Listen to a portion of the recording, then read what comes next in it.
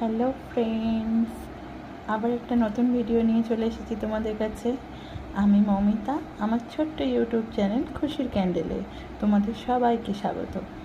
সামনে তো দুর্গা পূজা, তাই তো?